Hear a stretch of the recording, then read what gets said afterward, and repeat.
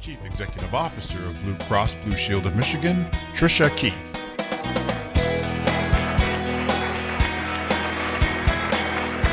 Good afternoon, everyone.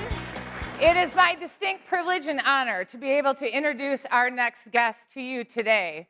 Before I'm able to do that, though, I do need to acknowledge the great work of the Chamber team led by Sandy Barua, the great work of Suzanne Schenk over the last year in leading the Chamber board, and the great work of Peter Quigley in putting this year's conference together. And what an appropriate theme for us: equation for impact, vision plus action plus tools equals impact. And I think that really fits for today's address by the governor, because what she's going to be talking about is getting things done. Blue Cross Blue Shield of Michigan is delighted to be the diamond sponsor, again, of this year's conference, and we think it aligns with our guiding principle of how we bring people together to create great partnerships and to collaborate, and that's what it takes of us all working together. And of course, we have to talk about our mission around access and affordability and making sure that we're taking care of people's health. And we're going to talk about those accomplishments in a moment, and a few of her accomplishments that I'd like to highlight. She will be giving us her 7th address today, but in her first 6.5 years, she has signed almost 1,500 bipartisan bills. She has created 6 balanced state budgets and is working collaboratively on the 7th. She has worked to create almost 40,000 good-paying auto jobs and has laid the foundation for other sectors like medical devices, healthcare sciences, clean energy, among others. And if you talk about this governor, you know you have to talk about infrastructure. And by the time this construction season ends, she will have completed the work on 24,500 lane miles of roads and 1,900 bridges. Now, if you're like me, you probably feel like you've sat behind orange barrels in almost 24,000 of those miles. But that's what we ask her to do, and that is what she is doing. But when you think about her healthcare achievements post-COVID, she worked her administration quickly to make sure Medicaid redeterminations happened quickly and efficiently to make sure people stayed on the rolls. She created the Prescription Drug Task Force and is working on those recommendations. She had a significant focus on maternal health, and we've heard about the great RX Kids program that has resulted as part of that.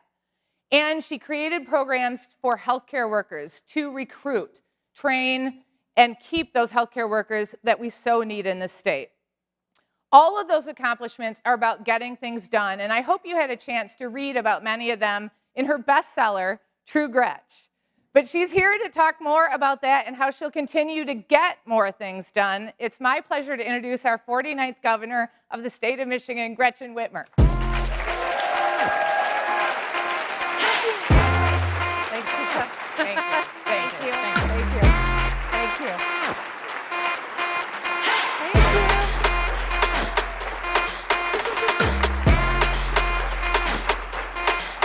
Thank you. Thank you. Hi, Uncle Gregory. This is your 50th year here, isn't it? Unbelievable. Hello, everybody. It is great to be back here at MPC, and it's hard to believe it is the 7th year I've given this address. This afternoon, I want to jump right in and talk a little bit about our ability to do hard things. Some people call it grit, and our willingness to work together in the short term to get things done that make a difference in the long term. That's what it's all about. You know, Michigan is a diverse state in every sense of the word, but it's our ability to unite around shared priorities that makes us special. We solve problems that others write off as unsolvable. We prove time and time again that we can do hard things. We all know that citizens across the political spectrum are frustrated. Broken promises, stagnating wages, increasing polarization leads to people listening to the loudest and angriest voice in the room. Michiganders deserve better. We cannot give in to the instant gratification that comes from cheap, divisive, anger-driven politics. We need leadership that provides certainty, executes a clear long-term strategy, instead of lurching from self-inflicted wounds to embarrassing controversy week after week. Historically, Michigan has been a model for doing hard things. Just look at the mighty Mac. We have worked across the aisle, between government at all levels, and across industries of all kinds to make meaningful, lasting progress. So please, let me highlight just a few of the hard things that we have accomplished together.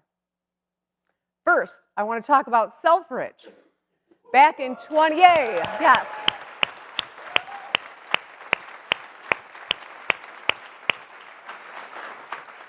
Oh, we didn't put a picture of me and my new bestie up there, did we?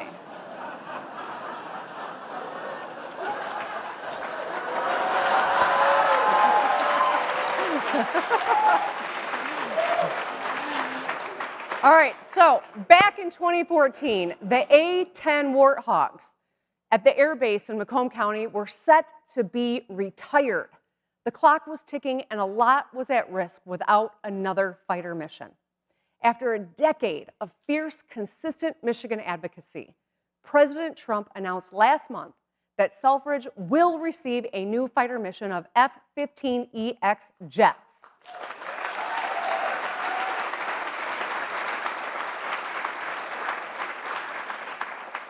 This move protects 30,000 jobs, 5,000 military families, and $850 million of annual economic impact here in Michigan. For Michigan, this is a BFD.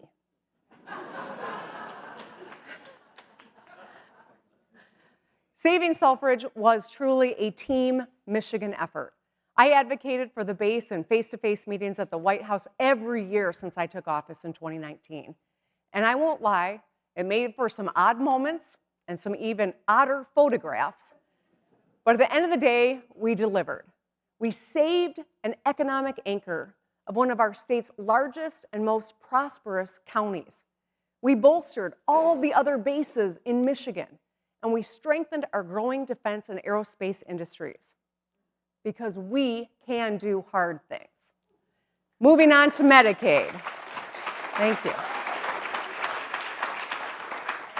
Moving on to Medicaid. You know, Medicaid is a lifeline for 2.6 million Michiganders, including 3 in 5 nursing home residents, 300,000 Michiganders living with disabilities, and nearly half the births in Michigan, including 84% of the deliveries at Detroit Children's Hospital.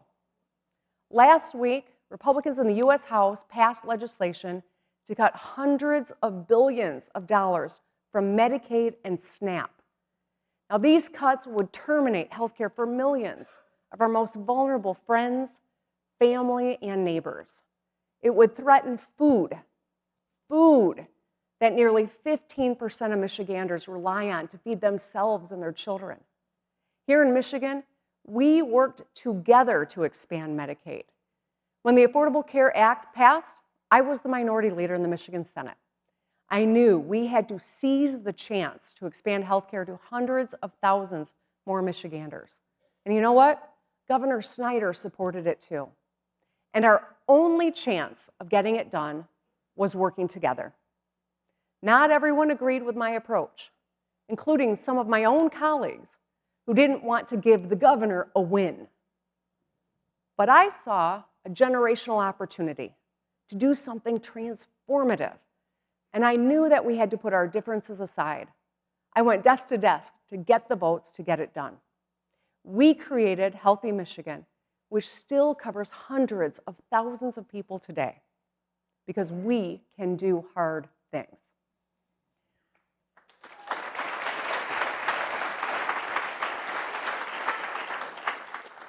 Moving on to our workforce. For decades, we watched the evolution of work, and we knew Michigan needed to seriously upskill our workforce to compete for good jobs. This was a universal priority, and we had to take it seriously or risk losing businesses who needed a pool of skilled talent to move to or expand here in Michigan. Unfortunately, our policies had been heading in the opposite direction for years. gutted funding for education, for public colleges and universities, made it less and less affordable for all, and completely out of reach for too many. When I ran for governor, I prioritized higher education and skills training. And early on, I set our ambitious but achievable goal, 60 by 30, to have 60% of our adults earn a degree or certificate by 2030. Now, since I took office, we've been inching closer and closer to meeting it. By working across the aisle, we established the Michigan Reconnect, the Michigan Achievement Scholarship, and the Michigan Guarantee. So if you graduate high school or are older than 25, you can earn an associate's degree tuition-free right now. If you attend private or public, yeah.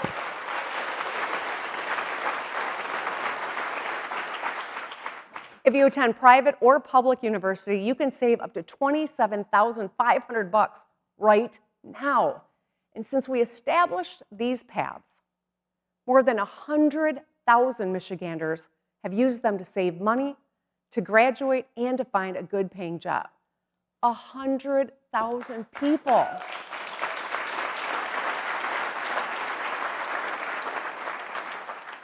And when it comes to our 60 by 30 goal, we've gone from 45%, all right, that's what it was, 45% of our working age population with a degree or certificate to over 52%, despite a pandemic in the middle of it.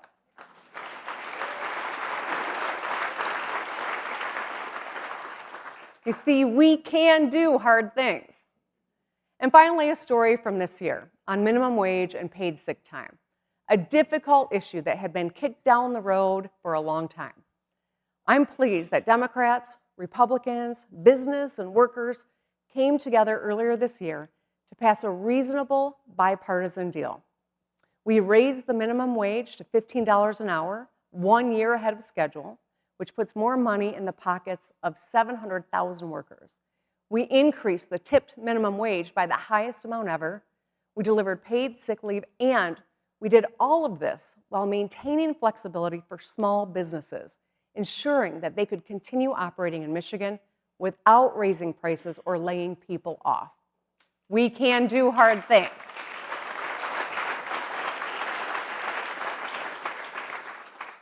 So there's so much that we've done together we're celebrating. We protected abortion rights, expanded LGBTQ+ rights, passed common sense gun violence prevention laws. We raised our credit rating, paid down $20 billion of debt, and brought our rainy day fund to an all-time high. We're rolling back the retirement tax and quintupled the state match of the EITC. We slashed burdensome regulations on redeveloping brownfields and lowered the cost of R&D. And we will soon open the Gordie Howe International Bridge on the busiest land border crossing in North America.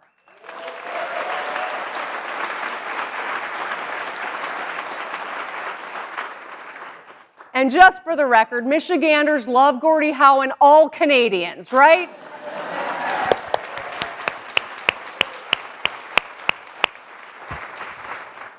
We can do hard things. To succeed, you got to be willing to work with people you disagree with about most things, to find what you can do together. It's the harder path to take in the moment, but it's always the right one. Success requires thinking about ways to help the whole team instead of just padding your own stats. And that's why I don't care much about headlines. What I care about is making headway. I have 19 months left in this office. I'm not counting down. It really is the best job in the world. I go to work every day to make the place that I love most in the world a little bit better. And as I think about how best to use the time that I have left, I want to lay out a few more hard things we got to do together. So let's start with our children. I believe that every child deserves access to a high-quality public education from pre-K through post-secondary. When I took office, we'd been underinvesting in education for decades, and we had wide funding gaps between public schools, as high as $400 per student. For years, we had been trying to fix it, and in 2021, we finally closed the funding gap in our public schools. Since then, we have raised teacher pay, cut retiree taxes, we expanded on-campus mental health resources, started feeding all 1.4 million Michigan public school students free breakfast and lunch. Our graduation rate, our AP class numbers, and career and tech education completion rates are at all-time highs. We can do these hard things. But let's be frank, we face a literacy crisis, not just here in Michigan, but across the country. Just a quarter of our fourth graders can read proficiently. That's not acceptable. Falling behind in reading follows you for the rest of your life. Literacy is statistically correlated to academic, financial, and physical health.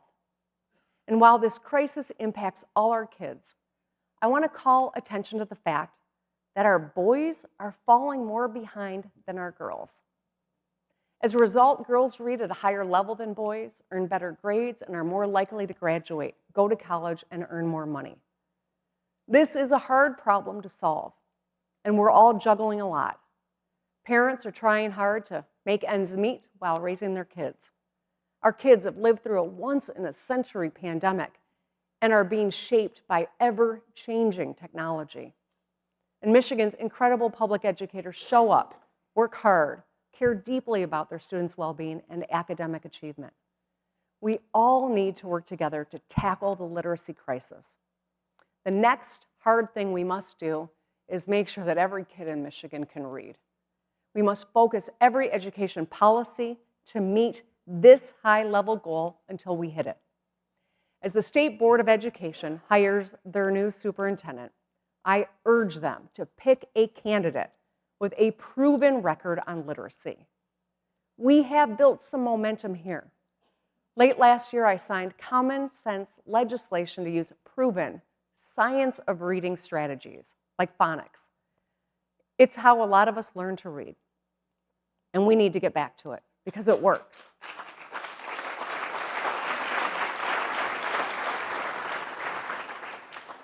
These new laws also require that our schools are testing for dyslexia so they can identify students who need extra help early on. Knowing how to read is an ordinary superpower that we all deserve to have. Let's do what it takes to get our kids back on track for the bright futures that they all deserve. I know we can, because we can do hard things.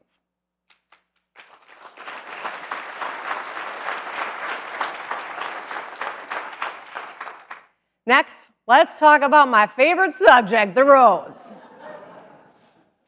We need to deliver a sustainable, long-term solution for local and state roads so folks can get to work, drop off their kids at school, run errands without blowing a tire or cracking an axle. I'm proud of the Rebuilding Michigan plan. We fixed our most economically critical highways and bridges. I know, it's caused a lot of traffic in Southeast Michigan. And yes, I've heard about 696. I'm sorry, and you're welcome. But as I said in my State of the State, Rebuilding Michigan was a temporary fix for a long-term problem. We need to fix our local roads, which have been underinvested in for decades. I'm grateful for the engagement on this issue all year long by members in the legislature of both parties. We're inching closer to a deal, but we're going to have to compromise to get this done right. It means new revenue and responsible cuts, too. Let's get it done while balancing our budget and not burdening the middle class. This year, we will. You know why? Because we can do hard things. And finally, let's talk about our ongoing efforts to bring more advanced manufacturing to Michigan. In just the last few years, we've secured projects across the state in several key industries, but I want to focus on semiconductor chips. We've all seen the devastating consequence of what a global shortage of chips can do. It forced our automakers to buy up parking lots and fill them with almost done cars awaiting chips. It jacked up prices on phones and computers and appliances. In the decade ahead, being able to, well, in the decades, I mean, this is a long-term play. Being able to make chips top to bottom in America will allow us to stay on the cutting edge of AI. Whoever dominates this technology from design to production will win the 21st century. We can't afford to lose this race to China. We must win it. And to do so, we have to build more semiconductor chip fabrication facilities. They call these things fabs. Fabs are the most advanced factories on the planet. They take an enormous amount of time and resources to build. A single chip plant uses more steel than the Mackinac Bridge, 12 times more cement than Ford Field, more miles of cable than the Michigan coastline. All this work takes thousands of union construction workers around 2 years to complete. And once up and running, a chip plant supports thousands of good-paying local jobs. You see, chips are the brains of devices that we use every single day. They power the invisible systems that make modern life possible. They make trillions of calculations a second, allowing you to send a text, write an email, play music, or order delivery. They store information from your photos and documents to all our medical records and financial data. A chip plant is the kind of transformational project where a dad can work on pouring the foundation, his daughter can help wire it up to the grid, and his grandchildren can work inside making the chips the world needs.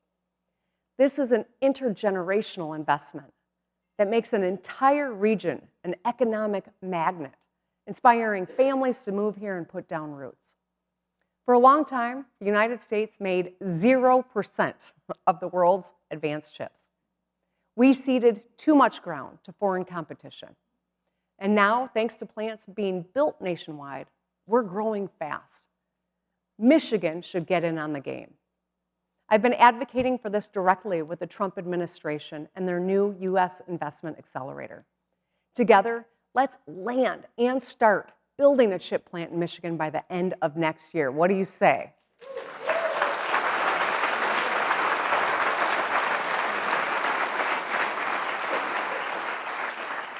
It won't be easy, but that's okay, because we know how to do hard things. Over the past 6.5 years, I've found that leadership is about fighting hard, often quietly, for your big goals. It's your tolerance for taking a few punches to win the fight. Leadership is about your ability to do hard things. Today, I've outlined a few of the hard things we've already done and laid out 3 more: literacy, roads, and chips that we must do. As I wrap up, I want to take a moment to speak about the minute that we're living in. The only certainty about the next few years is uncertainty. And while there's a lot to celebrate about the work we've done and will continue to do in Michigan, much of our fate is tied to the decisions made down in DC. I know you all are trying to read the tea leaves and figure out how your business, your community, your family will be affected by the ever-changing national policy. As governor, I'm watching every twist in the tariff story, tracking ongoing efforts to strip billions out of Medicaid and SNAP, among so many other issues. And these are serious issues with huge stakes for Michigan, from workers in the auto supply chain to parents figuring out next month's budget. We can do hard things in Michigan, but we're also living in hard times. We have to acknowledge what's within our control and what's not. I can't control the global tariff war and its impact on our economy. Although every opportunity I get to go to the Oval Office, I will make our case. I can't control it, though. It will continue to be hard, but my commitment to you, as it has always been, will be to do everything in my power to move our state forward. I will work with anyone to make life a little easier for our families, our businesses, and our communities. That's why I ran for governor in the first place. For a long time, especially in the wake of the 2008 financial crisis, Michiganders were feeling pretty pessimistic about our future. Compounding events like the bankruptcy and the Flint water crisis made that worse. The fundamentals weren't working, and people had lost trust in their government. In 2018, I ran to tackle those challenges. I wanted to fix the fundamentals and restore trust, to give people confidence that Michigan is headed in the right direction. Today, I'm proud that Michiganders feel more positive about our state's direction, despite ongoing uncertainty about the national direction. I know you feel it too. Just think for a second about the looks people used to give you 10 or 15 years ago when you told them where you were from. Remember how it made you feel? Compare that to today. We learned just a few weeks ago that Detroit's population has grown again for the second time in nearly 70 years. It's incredible.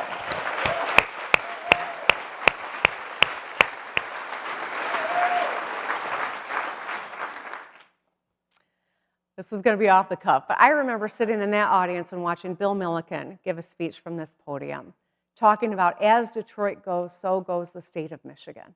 This was during some of those hardest times, and here we are now. We should all feel pride of our flagship city, a place that has risen from a past defined by hardship to a future driven by endless possibilities. Detroit does hard things. As a state, we've done a lot over the last couple of years, but we're not done yet. Let's continue leading by example as a state that does hard things in the right way. And let's remember that we're all on the same team, Team Michigan. Thank you. Thank you.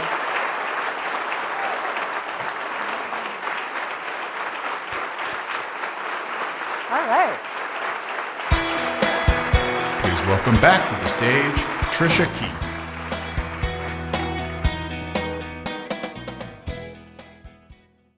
Well, thank you, Governor. We can do hard things. You've been doing hard things.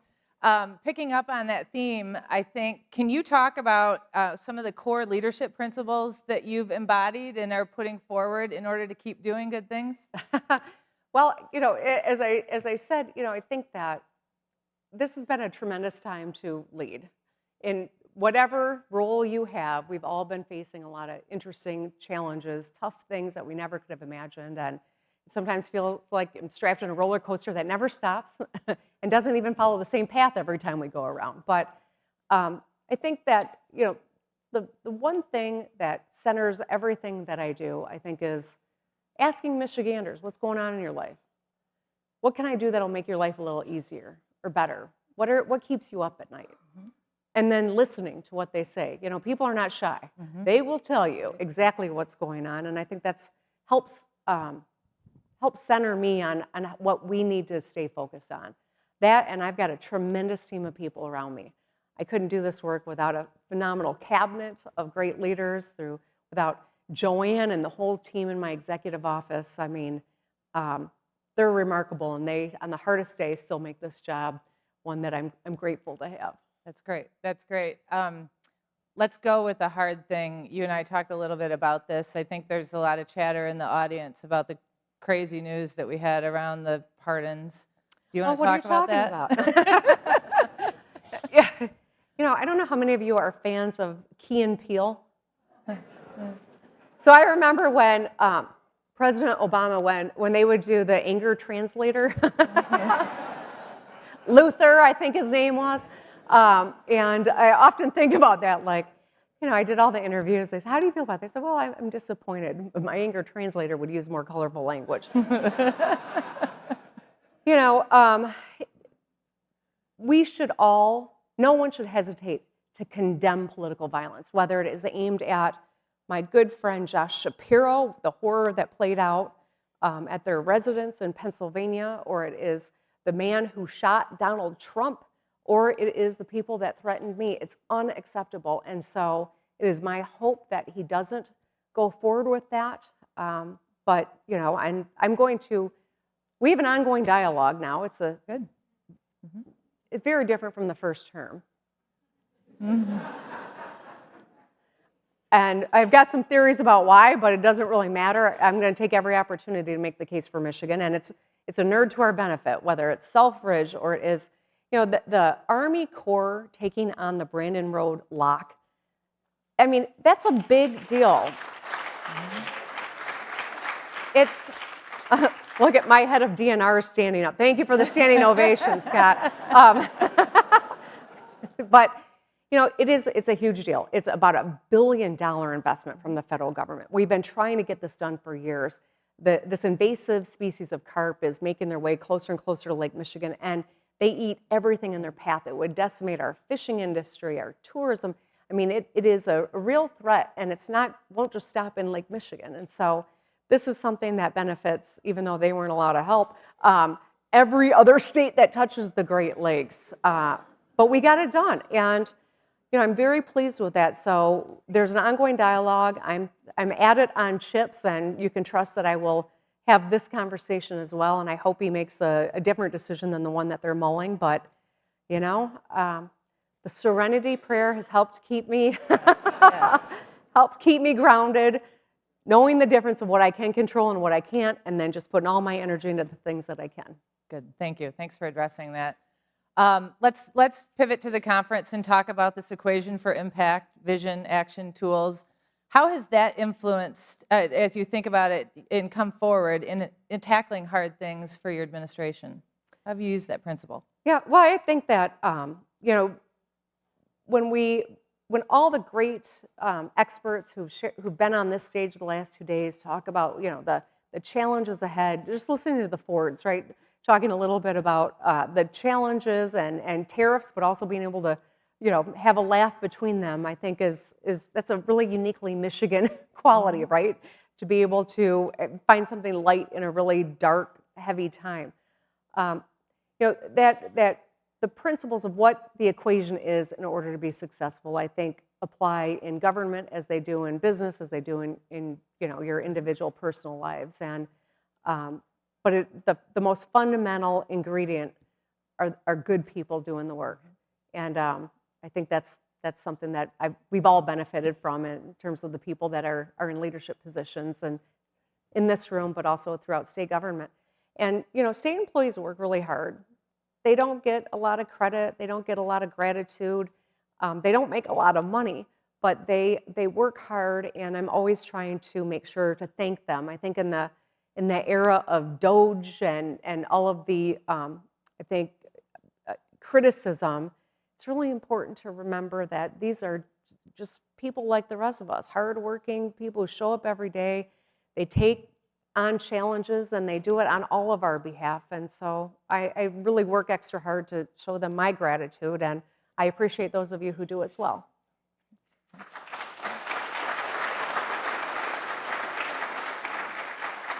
Pivoting to infrastructure, you said it's your favorite subject, talking about roads. How do you think all of these investments are paying off for Michigan businesses and families? Well, infrastructure every business has infrastructure. Mm-hmm. Business people get it, that we can't have short-term solutions for a long-term problem. And I have tried with the legislature to, get a long-term solution. We've not been able to get it done yet, but I'm glad to see that Speaker Hall appears to be serious about doing this, and Senate Democrats appear to be working on something as well. We've got to stay at the table until it's done. This is kicking the can down the road. Every analogy I have involves roads. It's just terrible. But, putting this off costs more.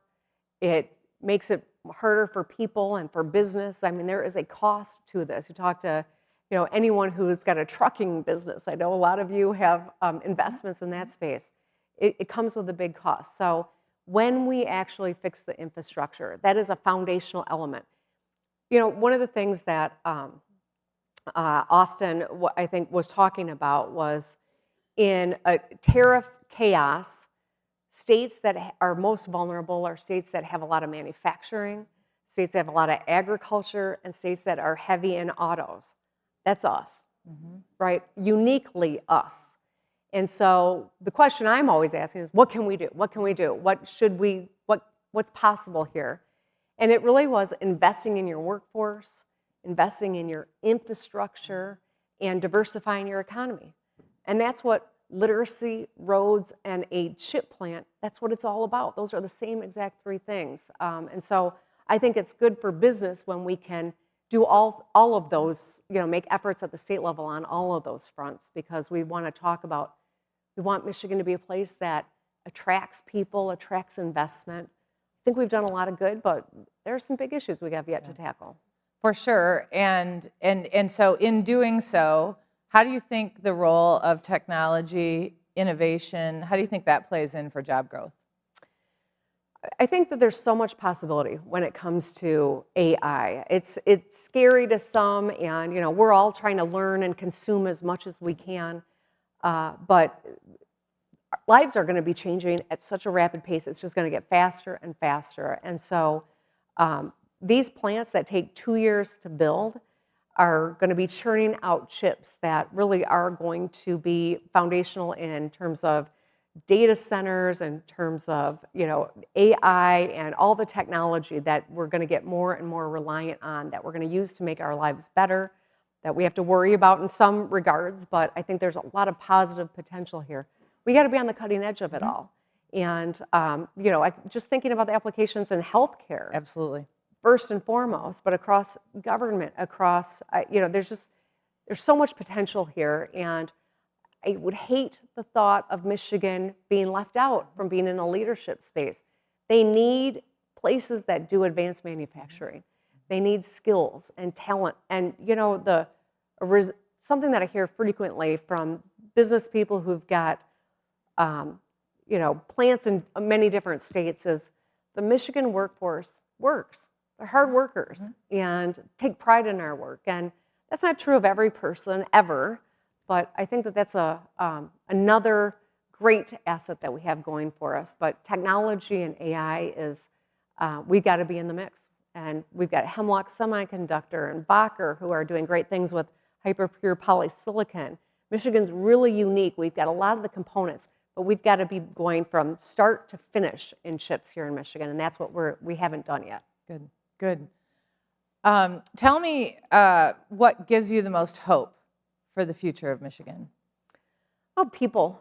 I love people, and I know that after the last election, I'll just be honest, I kind of had to turn off the TV and check out for a little while. I watched a lot of Dexter. I know, weird choice, right?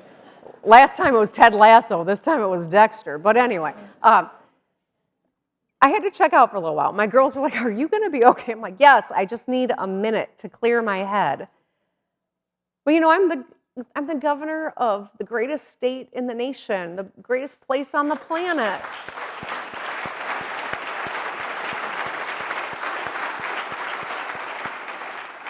And I got to show up. I got to show up for Michigan. I got to go to the White House. I got to try to work with someone I worked really hard not to elect, and build a relationship and, smile when I'm not real happy about being at a press conference I never planned to be at. And yet, the people of Michigan expect their governor to show up no matter who's there. We all got to play the hand we're dealt as best as we can. And so I have hope because there's a lot of people out there doing the same thing. So I guess last question, you referenced 19 months. We're not counting either. But 19 months, what's the one thing that you hope to get done? Oh, God, if I don't say roads, you're going to run me out of town, right? All right, I'm going to say policy isn't getting enough attention then? Roads and chips. That's what I want to get done. I want a Okay. chip plant and I want a road solution so that the next governor doesn't have to worry about that. Good. Great. Governor, thank you so much Thank for the you. conversation for that.